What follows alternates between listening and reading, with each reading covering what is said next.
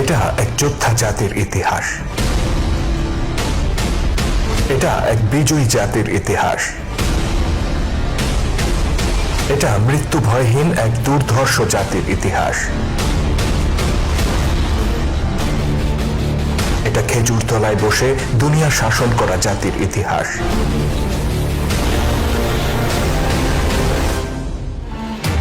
এটা আল্লাহর সত্য দিনকে বিজয়ী করতে পাগল পাড়া একদল মানুষের ইতিহাস।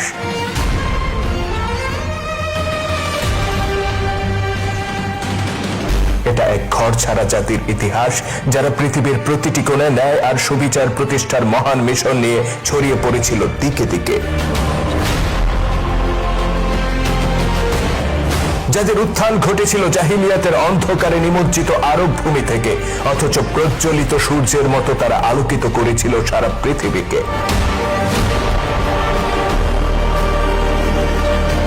এটা সেই জনগোষ্ঠীর ইতিহাস যারা ছিল সভ্যতা ভব্যতাহীন মরুবাসী এক বেদুইন জাতি, অথচ তারা গড়ে তুলেছিল এক নব সভ্যতার ইমারত। জ্ঞান বিজ্ঞান প্রযুক্তি সাহিত্য সংস্কৃতি সহ মানব সভ্যতার প্রতিটি অঙ্গনে সারা পৃথিবীকে তারা নেতৃত্ব দিয়েছিল হাজার বছর ধরে। তারা ছিল ঐক্যহীন, গোত্রে গোত্রে বিভক্ত আর নিজেদের মধ্যে রক্তক্ষয়ী সংঘর্ষে লিপ্ত এক বিভক্ত জনগোষ্ঠী। তৎকালীন বিশ্বের দুই পরাশক্তি পারস্য ও রোমান সাম্রাজ্যের সামনে তারা ছিল নতজানু, অথচ মুহাম্মদ নামের এক পরশ পাথরের ছোঁয়ায় তারা হয়ে ওঠে এক ঐক্যবদ্ধ মহাজাতি। অতঃপর সাগরের উত্তাল তরঙ্গের মতো তারা আছড়ে পড়েছিল পারস্য ও রোমান সাম্রাজ্যের বুকে, আর তাদের আকাশচুম্বী অহংকারকে মাটির সাথে মিশিয়ে দিয়ে প্রতিষ্ঠা করেছিল আল্লাহর সত্য দিন। জুলুম আর দুঃশাসনের বুকে কবর রচনা করে অর্ধ পৃথিবীতে তারা উড়িয়েছিল মানবতার পতাকা, জেলেছিল সত্য দিনের মশাল।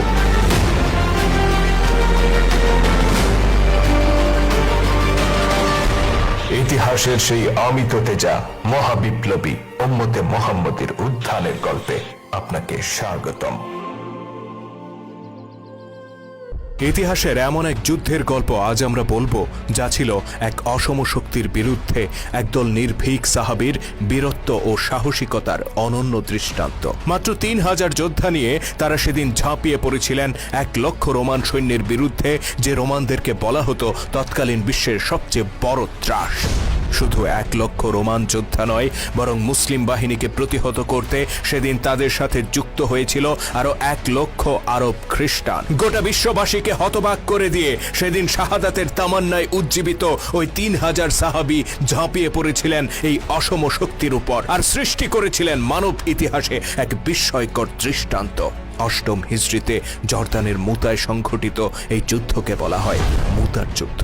এই যুদ্ধ ছিল ইসলামের একমাত্র যুদ্ধ যেখানে রাসূল সাল্লাল্লাহু আলাইহি সাল্লাম নির্ধারিত ৩ জন সামরিক কমান্ডারের প্রত্যেকে শহীদ হয়েছিলেন। তাদের প্রথমজন ছিলেন রাসূলের পালক পুত্র যায়েদ বিন হারিসা রাদিয়াল্লাহু তাআলা আনহু। দ্বিতীয় জন ছিলেন রাসূল সাল্লাল্লাহু আলাইহি সাল্লামের চাচাতো ভাই জাফর বিন আবু তালিব রাদিয়াল্লাহু তাআলা আনহু। আর তৃতীয় জন ছিলেন ইতিহাস বিখ্যাত সাহাবী আব্দুল্লাহ ইবনে রাওয়াহা রাদিয়াল্লাহু তাআলা আনহু। মুতা ছিল সেই রণক্ষেত্র যেখানে ইতিহাসের এক বিস্ময়কর সামরিক প্রতিভা হিসেবে আবির্ভূত হয়েছিলেন ইসলামের অজেয় সেনাপতি হযরত খালিদ বিন ওয়ালিদ রাদিয়াল্লাহু তাআলা আনহু। অসম শক্তির বিরুদ্ধে এই লড়াইয়ে মুসলিম বাহিনী যখন বিপর্যস্ত, একে একে ৩ জন কমান্ডারের মৃত্যুতে গোটা বাহিনী যখন দিশেহারা, তখন তাদের নেতৃত্বের ভার নিজের কাঁধে তুলে নেন আল ওয়ালিদের পুত্র খালিদ। তার অসাধারণ সামরিক প্রতিভার সামনে সেদিন দিশেহারা হয়ে পড়ে বিশাল রোমান বাহিনী, আর তছনছ হয়ে যায় তাদের গোটা অগ্রভাগ। সেদিন খালিদ যে রণকৌশল বীরত্ব আর সাহসিকতার দৃষ্টান্ত স্থাপন করেছিলেন, তাতে মুগ্ধ হয়ে স্বয়ং আল্লাহর নবী তার উপাধি দেন সাইফুল্লাহ। সেই থেকে তিনি আল্লাহর তলোয়ার। রাসূল সাল্লাল্লাহু আলাইহি সাল্লাম এর জীবদ্দশায় তৎকালীন পৃথিবীর পরাশক্তি রোমান সেনাবাহিনীর বিরুদ্ধে মুসলিমদের পরিচালিত একমাত্র যুদ্ধ ছিল এই মুতার যুদ্ধ। উম্মতে মুহাম্মদের সেই বিস্ময়কর যুদ্ধযাত্রার আজকের পর্বে আপনাকে স্বাগত। অষ্টম হিজরি মোতাবেক 629 খ্রিস্টাব্দ, মক্কা বিজয়ের কয়েক মাস আগের ঘটনা। বদর, খন্দক আর খাইবার যুদ্ধে মুসলিম বাহিনীর বিজয়ের মধ্য দিয়ে আরব ভূমিতে নতুন শক্তি হিসেবে আবির্ভূত হয়েছে মদিনার ইসলাম। মধ্যপ্রাচ্যের বিভিন্ন এলাকার শাসকদের কাছে ইসলামের দাওয়াত দিয়ে দূত প্রেরণ করতে থাকেন আল্লাহ নবী হযরত মুহাম্মদ সাল্লাল্লাহু আলাইহি ওয়াসাল্লাম।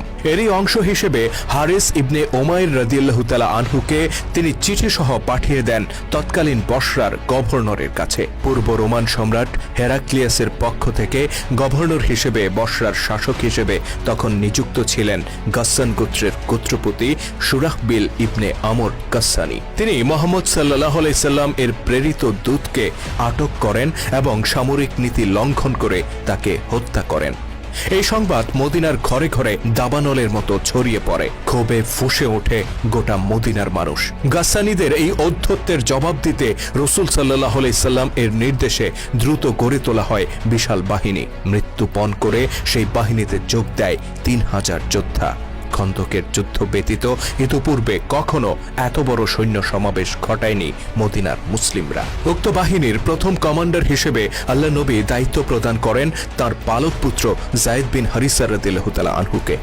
দ্বিতীয় কমান্ডার হিসেবে দায়িত্ব পান রসুলের চাচাতো ভাই জাফর বিন আবু তালিব রাদিয়াল্লাহু তাআলা আনহু এবং তৃতীয় কমান্ডার হিসেবে আব্দুল্লাহ ইবনে রাওয়াহা রাদিয়াল্লাহু তাআলা আনহু। অতঃপর আল্লাহ নবী বলেন, এদের প্রত্যেকে যদি শহীদ হয়ে যায় তাহলে তোমরা নিজেদের মধ্যে আলোচনা করে পরবর্তী কমান্ডার নির্ধারণ করবে।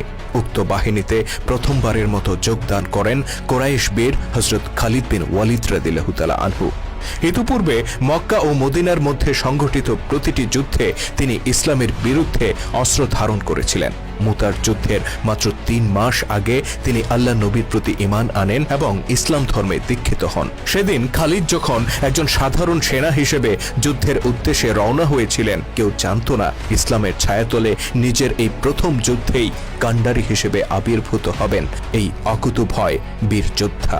উক্ত বাহিনী বসরা অভিমুখে অগ্রসর হয়ে জর্দানের সীমান্ত এলাকায় অবস্থান নেয়। এই পর্যন্ত মুসলিম বাহিনী জানত তারা গাসসানীদের বিরুদ্ধে যুদ্ধ করতে যাচ্ছে, কিন্তু গুপ্তচর সংবাদ নিয়ে আসে গাসসান গোত্রকে রক্ষা করতে যুদ্ধের পূর্ণ প্রস্তুতি নিয়ে অপেক্ষা করছে 1 লক্ষ রোমান সেনা। তাছাড়া এই রোমানদের পতাকা তলে জড়ো হয়েছে বিভিন্ন গোত্রের আরো 1 লাখ আরব খ্রিস্টান। মুসলিম বাহিনীর কাছে এই সংবাদ ছিল বিনা মেঘে বজ্রপাতের মতো। মাত্র 3000 যোদ্ধা নিয়ে 2 লাখ শত্রুর মুখোমুখি হওয়া কতটা বাস্তবসম্মত হবে তা নিয়ে উদ্বিগ্ন হয়ে পড়েন তারা।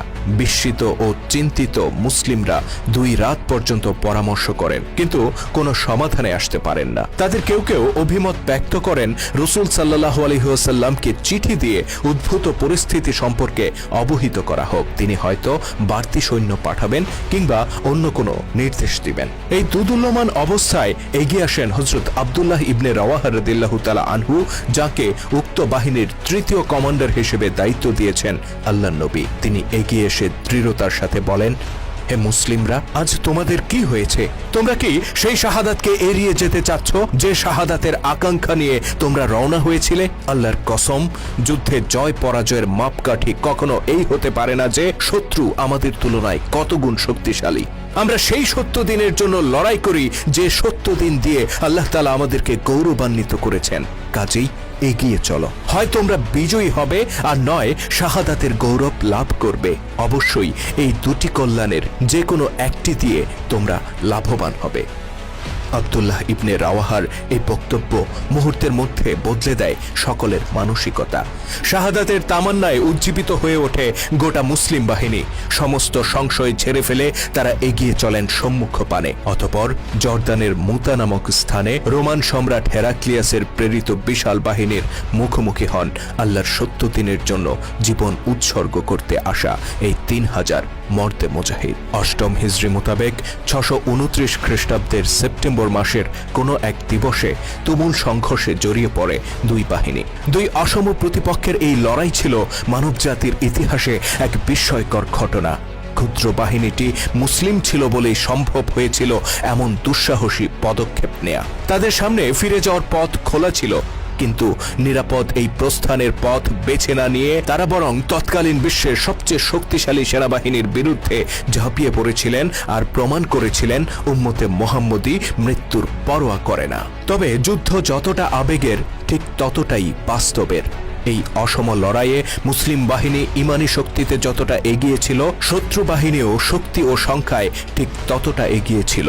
শাহাদাতের তামান্নায় উজ্জীবিত মুসলিম ফৌজও যুদ্ধ করতে থাকে ইমান আর সাহসিকতার উপর ভর করে। অন্যদিকে রোমান বাহিনী আর তাদের মিত্রপক্ষ যুদ্ধ করতে থাকে শক্তি ও সংখ্যার উপর ভর করে। ফলে যুদ্ধক্ষেত্র ভয়ানক রূপ ধারণ করে, বাড়তে থাকে উভয় পক্ষে ক্ষয়ক্ষতির পরিমাণ। যুদ্ধের এক পর্যায়ে শহীদ হয়ে যান রাসূল সাল্লাল্লাহু আলাইহি সাল্লাম এর পালক পুত্র মুসলিম বাহিনীর প্রথম কমান্ডার যায়েদ বিন হারিসা রাদিয়াল্লাহু তাআলা আনহু। সাথে সাথে নেতৃত্বের দায়িত্ব গ্রহণ করেন দ্বিতীয় কমান্ডার জাফর বিন আবি তালিব রাদিয়াল্লাহু তাআলা আনহু। তিনিও প্রবল পরাক্রমের সাথে যুদ্ধ করতে থাকেন আর এক পর্যায়ে শত্রুর আঘাতে জর্জরিত হয়ে শাহাদাতের কোলে ঢলে পড়েন। বলা হয়ে থাকে যুদ্ধ শেষে জাফর বিন আবু তালিবের শরীরে শত্রুপক্ষের 90টি আঘাতের চিহ্ন খুঁজে পাওয়া গিয়েছিল। জাফর বিন আবু তালিবের শাহাদাতের পর মুসলিম বাহিনীকে নেতৃত্ব দেন তৃতীয় কমান্ডার আব্দুল্লাহ ইবনে রাওয়াহা রাদিয়াল্লাহু তাআলা আনহু। প্রতিপক্ষের একের পর এক আঘাতে এক পর্যায়ে তিনিও মাটিতে লুটিয়ে পড়েন আর পান করেন সেই শাহাদাতের অমীয় সুধা, যার প্রবল আকাঙ্ক্ষা নিয়ে তিনি এই ময়দানে ছুটে এসেছিলেন। তৃতীয় কমান্ডারের শাহাদাত বরণের মধ্য দিয়ে মুসলিম বাহিনীতে সৃষ্টি হয় নেতৃত্বের শূন্যতা। এই শূন্যতা মুসলিম বাহিনীকে দাঁড় করিয়ে দেয় খাদের কিনারায়। পরিস্থিতি হয়ে ওঠে ভয়াবহ।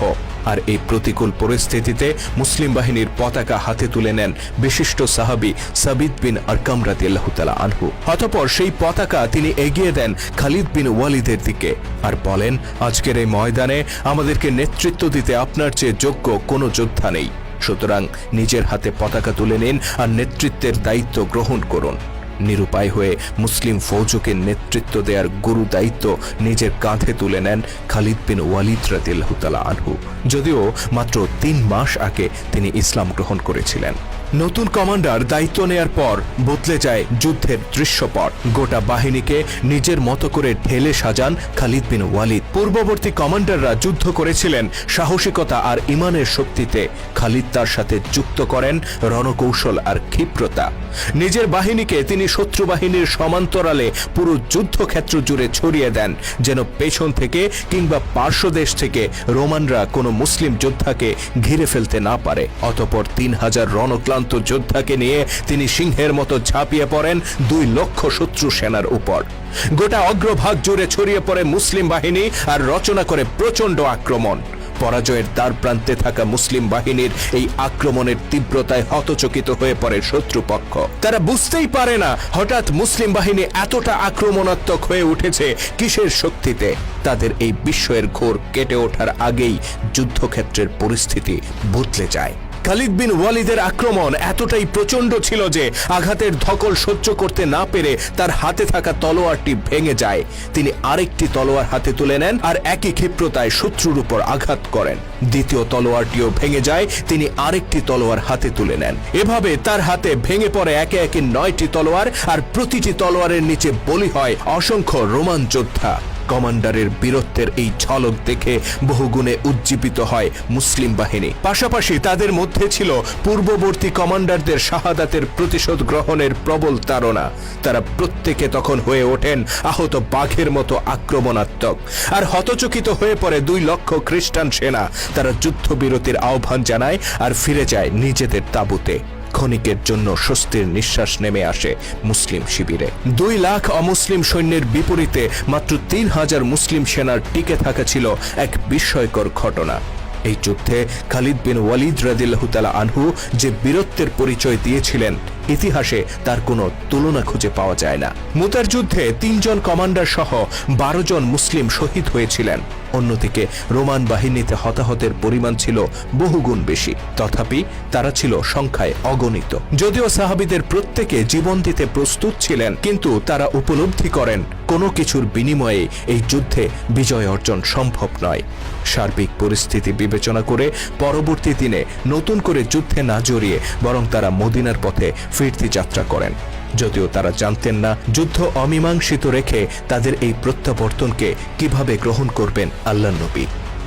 খালিদের বাহিনী যখন মদিনার প্রবেশ পথে, তখন তাদেরকে তিরস্কার করতে শুরু করে অপেক্ষমান জনতা। তারা ধিক্কারের সাথে বলে, আল্লাহর পথ থেকে তোমরা পালিয়ে এসেছো। কিন্তু নবী মুহাম্মদ সাল্লাল্লাহু আলাইহি সাল্লাম উত্তেজিত জনতাকে নিবৃত্ত করে বলেন, তারা পালিয়ে আসেনি, আল্লাহর ইচ্ছা হলে তারা আবার সেখানে যাবে। খালিদ বিন ওয়ালিদের কাঁধে হাত রেখে তিনি বলেন, হে সুলাইমানের পিতা, আজ যে বীরত্ব তুমি দেখিয়েছ তার অধিক আর কারো পক্ষে সম্ভব নয়। অতঃপর উপস্থিত জনতার দিকে তাকিয়ে তিনি বলেন, খালিদ হলো সাইফুল্লাহ, সে আল্লাহর তলোয়ার। মুতার যুদ্ধ ছিল এক অমীমাংসিত যুদ্ধ, কিন্তু এর ফলাফল ছিল সুদূর প্রসারী। এই যুদ্ধের ফলে মুসলিমদের বীরত্বের খ্যাতি আরবের সীমানা ছাড়িয়ে দূর দূরান্তে ছড়িয়ে পড়ে। মনে রাখতে হবে, তখন পর্যন্ত মুসলিমরা ছিল তৎকালীন পৃথিবীর সবচেয়ে পশ্চাৎপদ জাতি, আরবের এক নতুন উদীয়মান শক্তি, যারা তখনও মদিনার সীমানা পেরিয়ে খুব বেশি দূর নিজেদের প্রভাব বিস্তার করতে পারেননি। অন্যদিকে রোমানরা ছিল তৎকালীন পৃথিবীর দুই পরাশক্তির একটি। শত শত বছর ধরে মধ্যপ্রাচ্য সহ পৃথিবীর এক বিরাট অঞ্চল তারা শাসন করে এসেছে। তাদের বিরুদ্ধে অস্ত্র ধারণ তো দূরের কথা, তাদের চোখে চোখ রেখে কথা বলতেও ভয় পেত আরবরা। সেই রোমানদের বিশাল সেনাবাহিনীর বিরুদ্ধে অস্ত্র ধারণ করেছে মদিনাবাসী, তাও মাত্র ৩,০০০ যোদ্ধা নিয়ে। এই ঘটনা ছিল আরবের ইতিহাসে একেবারে নজিরবিহীন। অবিশ্বাস্য এই ঘটনায় হতবাক হয়ে পড়ে গোটা আরব বিশ্ব। তাদের চিন্তার জগতে সৃষ্টি হয় ব্যাপক আলোড়ন। তারা উপলব্ধি করে, ইতিপূর্বে পরিচিত সকল শক্তির চেয়ে মুসলিমরা সম্পূর্ণ আলাদা।